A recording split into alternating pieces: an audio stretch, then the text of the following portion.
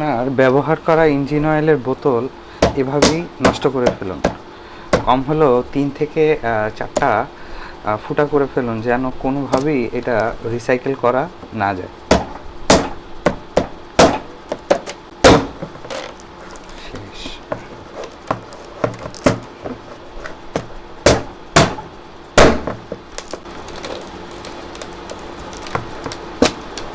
আরে মানুষজন এই ফালায় দেয়া বোতল দিয়ে কি করে জানো? এটা দিয়ে আবার নকল তেল এটার ভিতরে ভরে।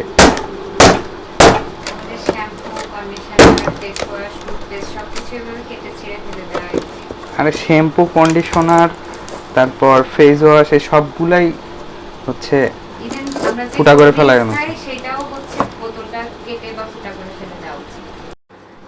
সংগ্রহ করা বোতলগুলিতে এভাবেই ওরা খুচরা তেল ভরে নতুন করে সিলগালা করে একদম নতুনের মতো বোতল তৈরি করে, যেন কোনোভাবেই বোঝা না যায় এটা নকলভাবে উৎপাদিত।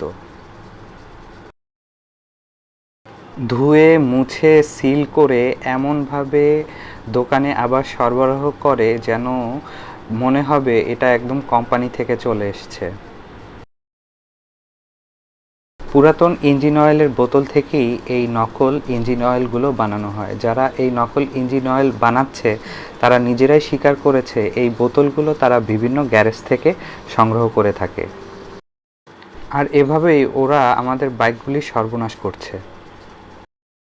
সুতরাং আপনার ব্যবহার করা ইঞ্জিন অয়েলের বোতলটি ওরা যেন দ্বিতীয়বার আর ব্যবহার করতে না পারে, এর জন্য এটিকে সম্পূর্ণরূপে ধ্বংস করে ফেলুন, যেন কোনোভাবেই এটাকে নতুন করে আবার ব্যবহার উপযোগী না করা যায়।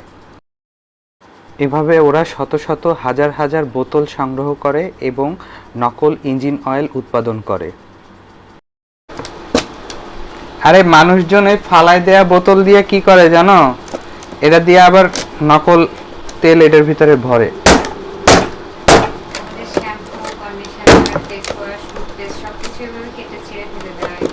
আরে শ্যাম্পু, কন্ডিশনার, তারপর ফেস ওয়াশ, এই সবগুলাই হচ্ছে ফুটা করে ফেলায়।